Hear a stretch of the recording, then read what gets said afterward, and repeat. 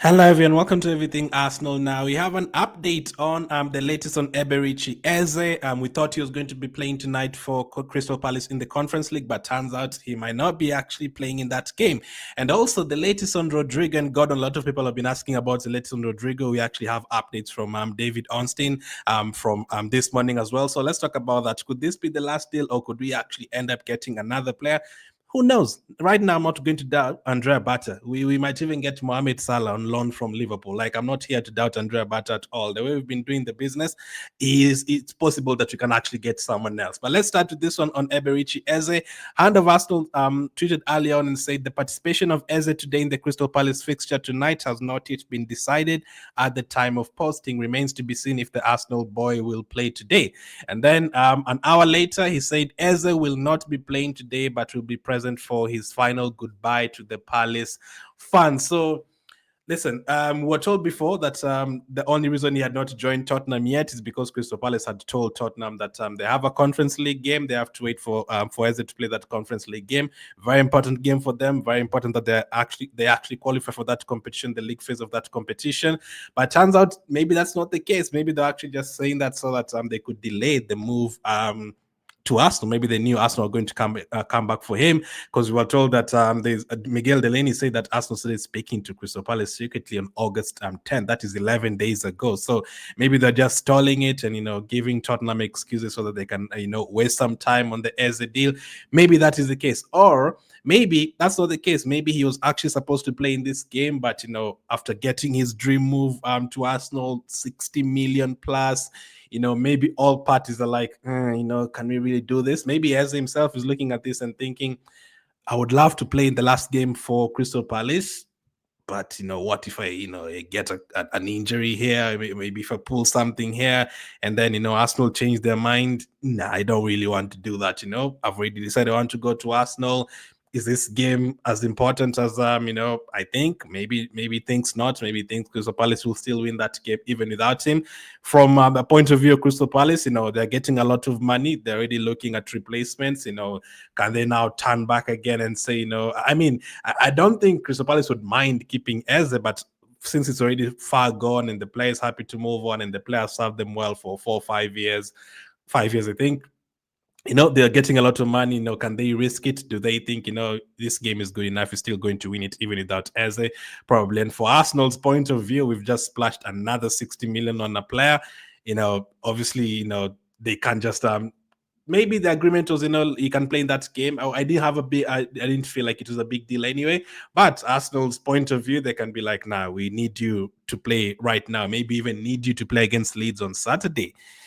That's 2 days from now. We can't have you playing on Thursday, and then we also need you on Saturday, so we can't have you playing there. You can go and watch the game. Friday morning, medical, maybe announcement in the same day, and you're in the squad on the for the Saturday game against Leeds. Maybe that is the case as well. Maybe Arsenal is looking at it in that direction too. So all three parties would have a reason for him not to play this game. Arsenal do not have a reason for Eze to play this game.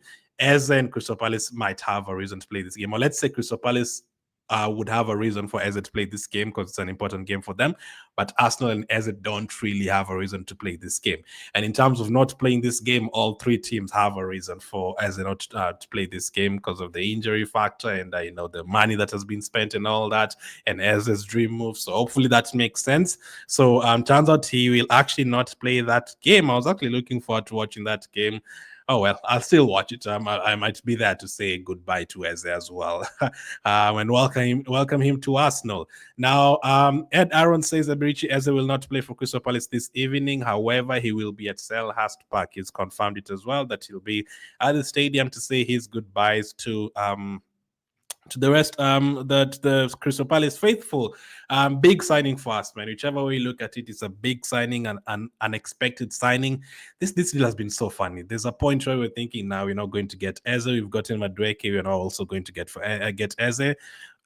Most journalists said, these deals are separate. At that point, that was like back in June. These deals are separate. We'll still go for Eze, and then it looked like Tottenham are going to get him instead. And recently it looked like Tottenham were definitely going to get him.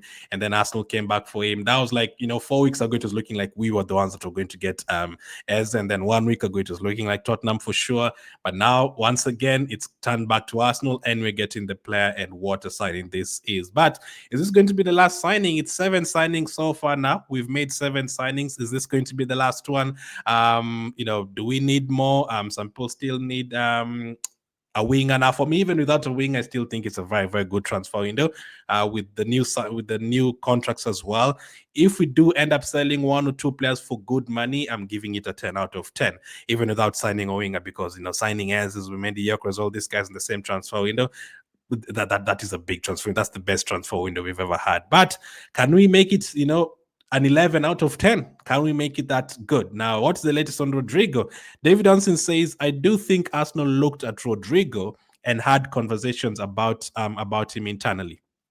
But that was quite a long time ago, and I don't think there were any further, and certainly not to my knowledge. It's not one I know Arsenal to be working on. I think there may be some intermediaries who are aiming to bring Arsenal into the equation. I don't think Arsenal made a huge play for Rodrigo, and I don't expect him to come into the club. So that's what David Johnson said in the Sky Mobile transfer. So I actually watched that show yesterday, a couple of minutes. It just came on. I think it was on YouTube. It just came on. I saw him talking to 2 other guys on that show. But it didn't. It hasn't developed. Now, I've never really expected Rodrygo to join Arsenal. The loan deal is an interesting one, because maybe it's something that might still happen, because most of the analysts yesterday, including David Ornstein, it was looking like Eze not going to join Arsenal. All of them reported yesterday morning that, yeah, the Eze deal is off, but you never know. Something can change, and then the same night, something is different. So maybe if Rodrygo becomes available on loan, maybe Arsenal go for him. But this particular deal, the ball has never been in our court, as I've said many, many times through the last 2 months. One, Rodrygo has never really said he wants to leave Real Madrid. That's the problem. He's never really said, listen, I want to leave Real Madrid. I want to go to England. Which teams want me? Nah, there's no point that he said he wants to leave Real Madrid. At first, Real Madrid never really said they want to sell Rodrygo. So that's the other factor. If the team doesn't really, say anything about selling him, and the player doesn't really try to force a move or something like that, it's looking more likely that he's going to stay there. That is number 2. Number 3, there's never been a guarantee that even if he leaves Real Madrid, he's going to join Arsenal. Like the one for Gyökeres, it was just Arsenal. There was a potential of Man United, but we knew like we were the favorites for that deal. For Eze, it was us or Tottenham, not too many other teams. And, we know that Eze has agreed to join Arsenal before. He's an Arsenal player. Before Gyökeres wants to join Arsenal, he already said no to Man United. Mosquera rejected the new contract at Valencia. He wants to join Arsenal.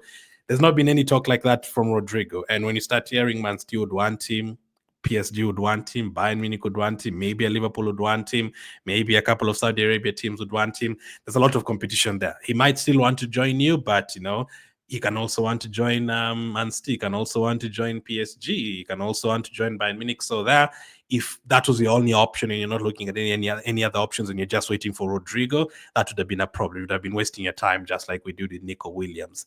And then on top of all of that, money.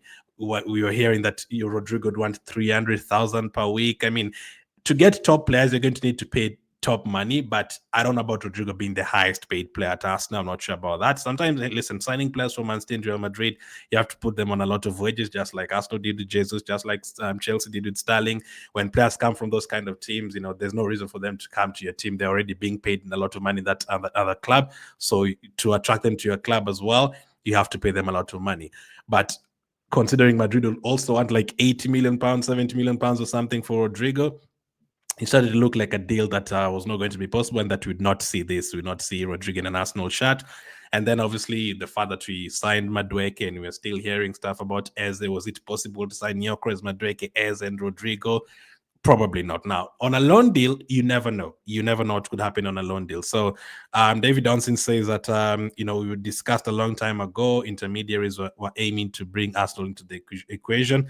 I don't think Arsenal made a huge play for Rodrigo. So listen, or maybe Rodrigo didn't really make a push because he knew Arsenal aren't really going to pay him that money. I don't know. But I've always expected him to stay at Real Madrid. Let's see what happens. There was still a chance because it's a World Cup here. Does he, if he goes to a team and plays every single day, he might have an opportunity. But now, though, I don't think even Rodrigo, if he signs for Arsenal, you'd be guaranteed game time. Sounds crazy, but yeah, we now have like 4 players who can play on that wing. There would still be rotation. Rodrigo not play 90 minutes every single day. So the best move for him, even Man City wouldn't really play every single day. So Madrid is not even coming on. So anyway, listen, if it's still possible to get him on loan, I'd still get him, but I really doubt that is going to happen. I said there was 100% with Gyökeres joining Arsenal. I was 60% with Eze joining Arsenal. For Rodriguez, like a 10%. So I don't really expect that one to happen.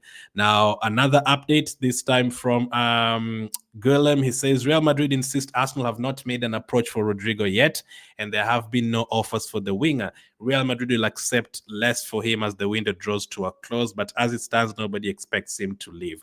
Exactly my thoughts. I mean, maybe at the end of the transfer window, approaching the end, as you say there, maybe things change. Maybe it becomes cheaper. Maybe they're willing to let him go on loan.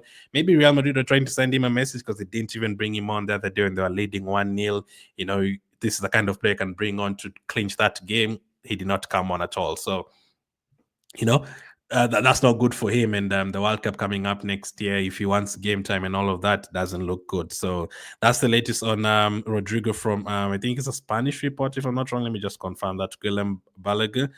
Let me see. I'm not sure where he's from, but it's CBS Golazzi at La Liga TV. I mean, I know him. I don't. Do I?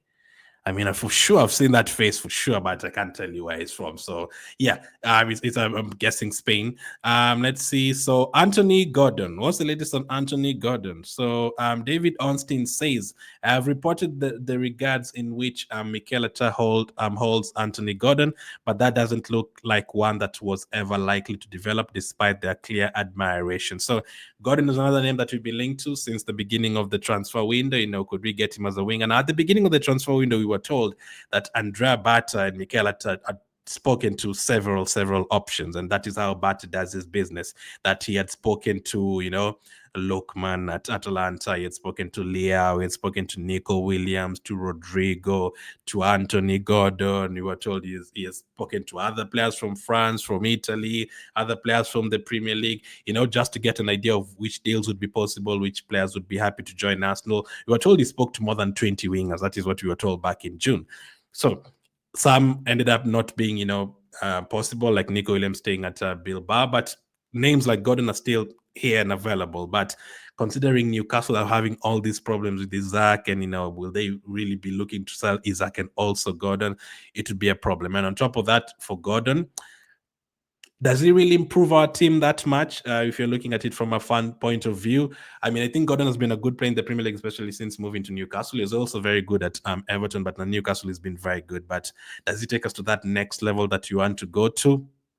He probably has some better qualities than Martinelli. Martinelli does have some better qualities than him in other aspects, but I don't think this is a signing that would like completely excite fans like the way the Gyökeres one or the Eze one has. And on top of that, the money. If Gordon was like 35 million or something, I'd be happy to take him. But considering we are talking about 70 million or something for Anthony Gordon, yeah, I don't think that would have been a good deal to do at all. And despite us admiring him, it doesn't look like that one is likely. I think he'll definitely stay at Newcastle. But those are the updates on Rodrigo and Gordon for those ones who've been asking. Thankfully, David Ornstein gave us those updates last night and today morning as well. And Eze apparently won't be playing for Crystal Palace tonight, so that deal is getting closer. Eze will be an Arsenal player. He'll undergo his medical. We've already done a video on the medical. If you're watching on YouTube, I'll link it up right now. As always, I appreciate you watching. I cannot wait to see Eze playing for Arsenal. I cannot wait. Thank you for watching, and I'll catch up with you guys on the next one.